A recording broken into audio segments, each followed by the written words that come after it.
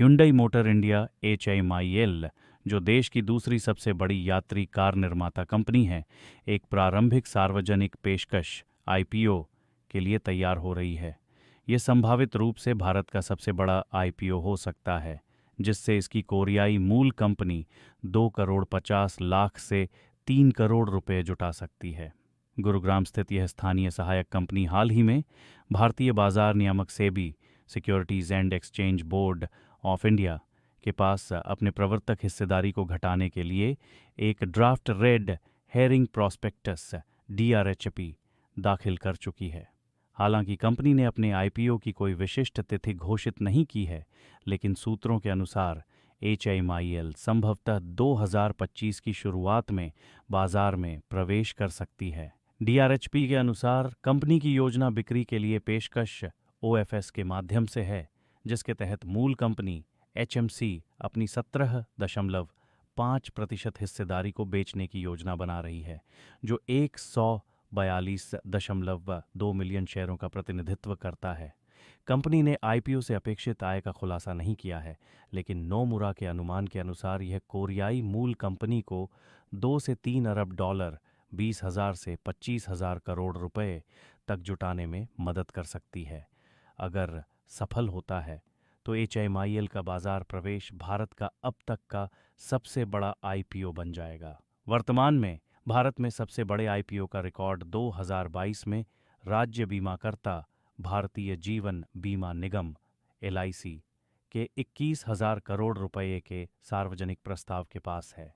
विशेषज्ञों के अनुसार ऑटोमेकर का OFS मार्ग से बाजार में प्रवेश करने का निर्णय यह दर्शाता है कि HMC को सभी आय प्राप्त होगी और HMIL, जो IPO के दौरान नए शेयर जारी नहीं कर सकेगा, को कुछ नहीं मिलेगा।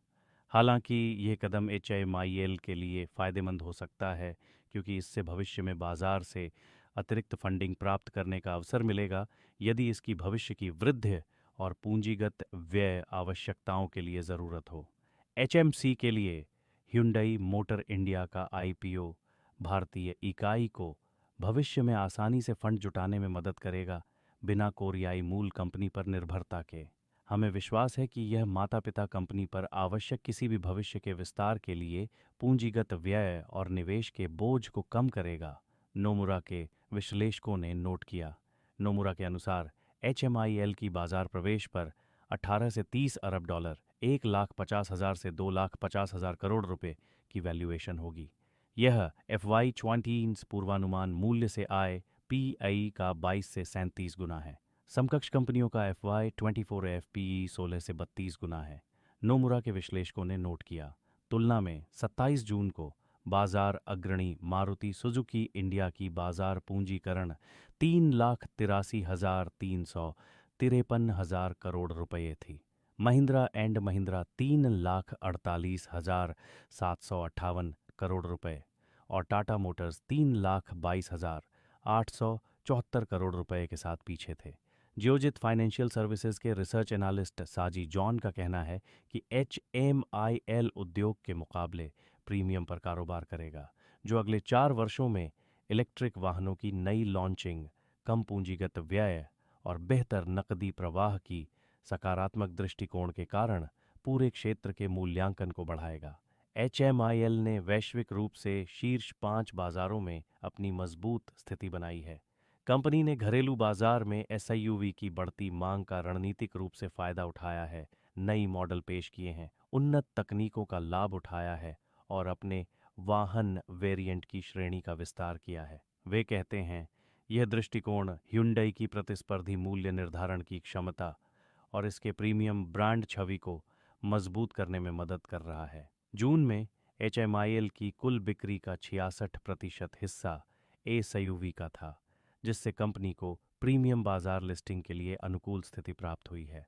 भारत में बिक्री के मामले में Hyundai Maruti Suzuki, Tata Motors and Mahindra M&M से पीछे है। FY23 में HMIL का राजस्व 60,307 करोड़ रुपए था, जबकि MSIL का 1,17,571 करोड़ रुपए, टाटा मोटर्स का 3,45,967 करोड़ रुपए और M&M का 1,31,269 करोड़ रुपए था।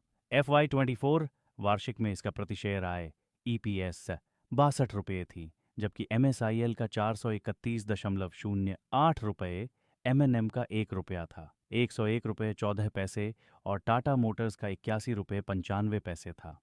स्थानीय यात्री वाहन बाजार में HMIL की 14